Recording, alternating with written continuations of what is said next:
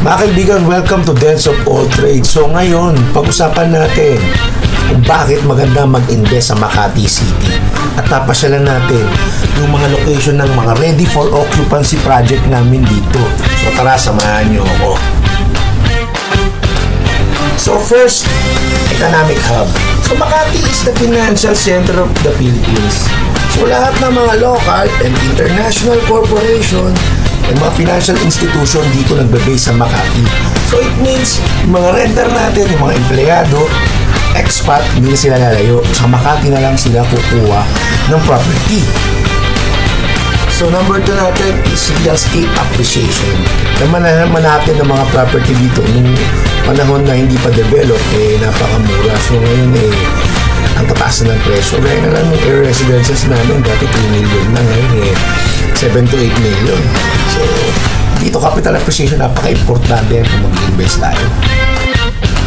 So, next is ang Makati ay surrounded by everything you need. So, lahat nandito na. Mga restaurant, parks, museum, gimikan, at kung ano-ano pa. Lahat nandito na. Even mga hospital, schools, lahat ng kailangan mo halos nasa Makati na. Ganun siya ka-accessible sa lahat. Pero mapaligiran din ang Makati ng mga 5-star hotel at mga executive subdivision. So, ang daming rich sa Makati. And aside from that, hindi tayo mahihirapan, accessible lang sa lahat ng Makati, connected sa lahat ng mga primary roads and highways. At meron din tayong skyway. So going to south, to north, wala ka nang poproblemahin pa, iwas traffic. Nasa Makati na lahat, sentrong-sentro talaga. At syempre, may mga future project tayo dito sa Makati. Lalo ito nung pinakakaabangan natin, yung Makati Subway. 2 way yan ng subway.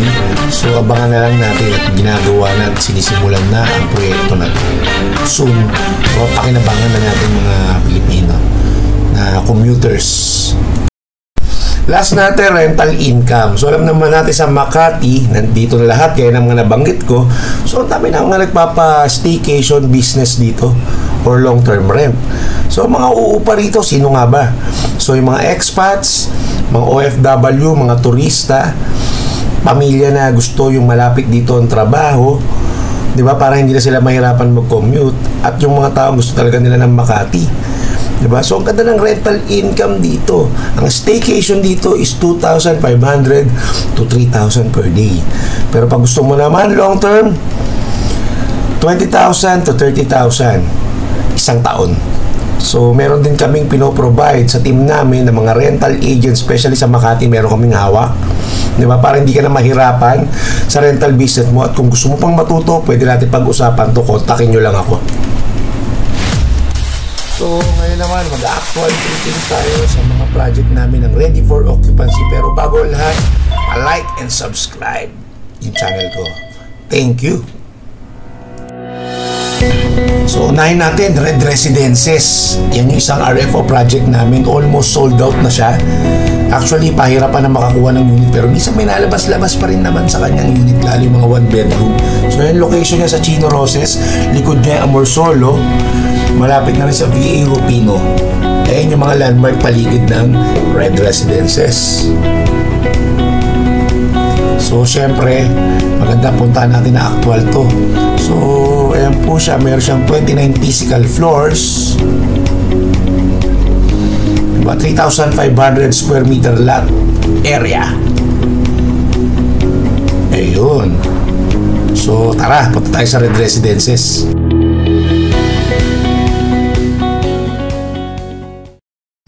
So, ayan, baybayin natin Chino Roses Avenue. Ayun na po yung Red Residences. Almost done na. Ginagawa lang yung harap niya dahil tinataasan. So, ayan na po tayo. So, pasukin natin si Red Residences. Makikita nyo, meron siyang Alphamart. Kompleto na po yan. Lahat nandiyan, meron na po yung laundry station. So, ayan. Welcome to Red Residences. Sige na po tayo. So, ito po yung grand lobby niya. So, tignan nyo, napakaluwag. Napakaganda. Diba? Sarap tambayan. So, kung bibisita ka, talagang mamamangha sa ganda ng lobby pa lang ng Red Residences. So, katin natin sa 7th floor. Ayan po, may another lobby na naman dyan. Diba? So, ayan po yung may mga unit dyan sa 7th floor. So, ayan po yung kabilang side ng amenity view. Ayan po may kiddie pool sa banda ron. Hindi po masyadong kita. Ayan, dyan banda. So, ito po yung ating amenity view. Diba? Yung lap pool at saka yung kiddie pool din. So, pwedeng mag-jogging-jogging na sa paligid niya. Siyempre, may another bayan na naman, di ba? Alfresco. Yan, open air na lobby. Diba? So, sa totoo lang kaya ako nandito dahil meron ako turnover ng unit sa client ko. Welcome to Red Residences!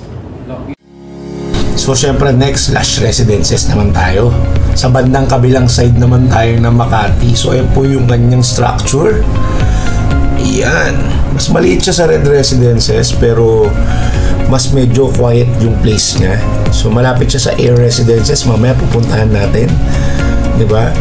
So bandang Ayala extension to at ayan po yung mga nakapaligid sa kanya. Ayan.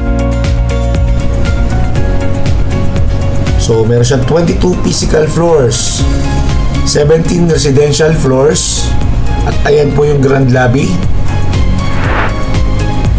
Reception. Yan, napakaganda. Iba po yung concept niya. So, meron din siyang function room.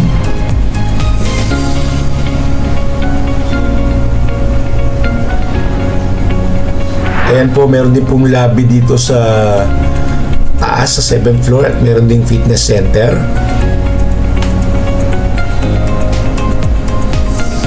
At swimming pool. Ayan ho. Sky Garden, di pa po tapos. Almost done na rin. So, ayan po yung mga sample ng model unit. Diba? Kung magpapaupa ka, 1 bedroom lang, okay na. Diba? Sulit na yan. So, Lush Residence, punta natin na actual.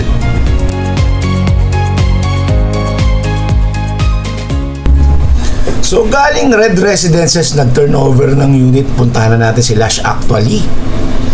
Ayan. Lush Residences sa Bantikan Street. Napakatahimik ng area.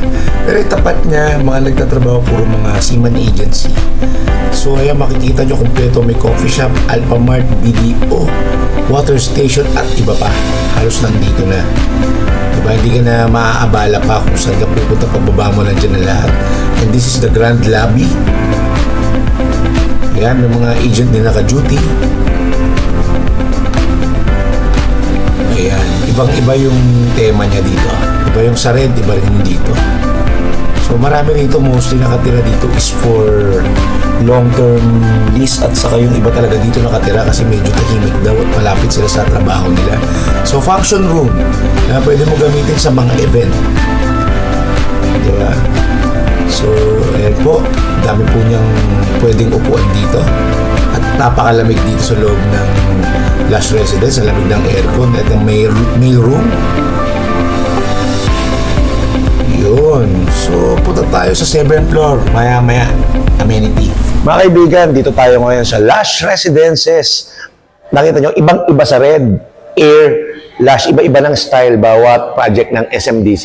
Dito sa Makati, nasasabi ko, sulit pag kumuha ka dito dahil ang lakas ng staycation dito sa Makati, 3,000 per day.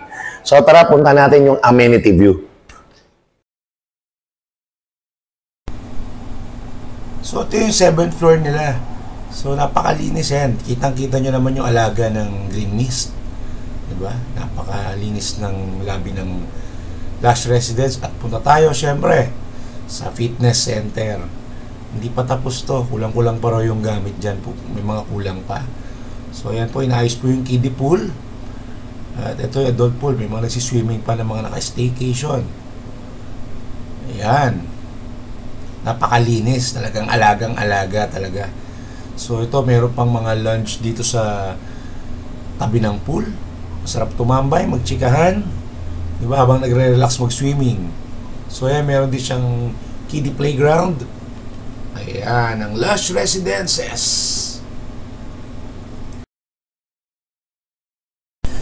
So, nagutom na tayo after ng tripping natin Red and Lush. So, kailangan natin kumain ng tanghalian.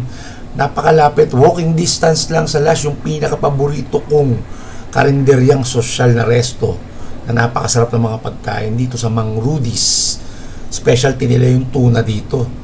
So ayan po yung mga pagkain nila. Medyo mataas ng konti sa mga normal na karinderya, pero masabi ko napakalinis at napakasarap ng pagkakaluto dito. Ayan ho, ang daming selection. So syempre kain na tayo. Syempre medyo umay na tayo sa puro karne. Ngayon naman mag-iisda tayo at gulay. Ayan, napakaganda at sarap kumain dito at aircon at saka alfresco. Ayan po yung order natin, ginataang tuna, nihaw na tuna at saka ang maraming sahog na pakbet. Tara, kain tayo.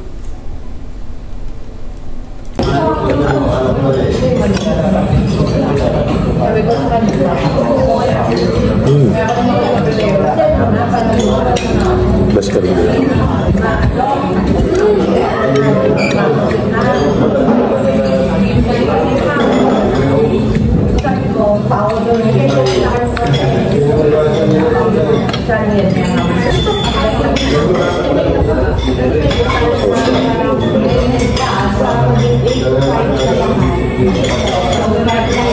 So talagang kada meron akong tripping ng Lash Rice and Dip, pwedeng hindi ako kakain dito. Diba? Ayan, napakalasat, ang daming sahog. Diba? Sarap ng pagkakatimpla. Lasang-lasa yung gata. Diba? Hindi tinipid na rekado. Busog.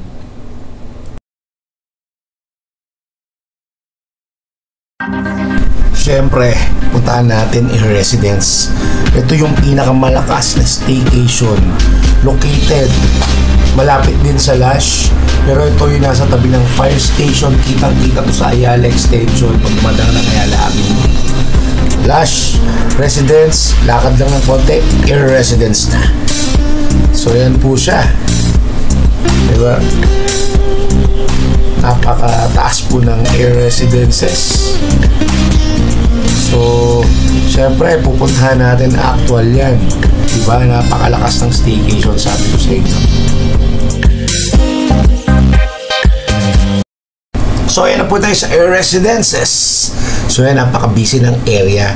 Kung makikita nyo, nag-collab sila ng Shangri-La. So sa gitna nila may boat mall sila, Air Mall. Tapos sa kabila yung assembly grounds. So ayan po, pasok tayo sa lobby. Very busy lobby. So ayan po, ang dami po naka-staycation per day. Kaya makikita po natin yung mga papasukan dyan. So punta tayo sa taas, sa 8th floor. Tingnan natin yung another malaking lobby doon. Ayan, kabilaan, napakaluwag, ang daming tambayan.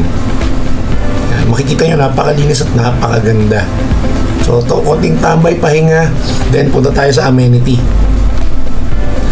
Ayan. So ganda tignan nung background natin, taas ng building. So ayan po yung amenity, kiddie pool, at saka yan na po yung adult pool. Ayan, nakailang beses na swimming na rin ako dito dahil ang dami kong client dito. So ayan po. So pasya lang po yung kliyente ko dito, bubrautin ko lang ng konti.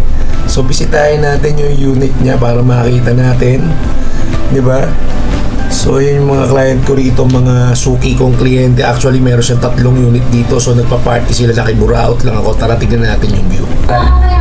Alexa, there's a blue man called blue. Look at the view. Please like and subscribe. That's it all. Thank you.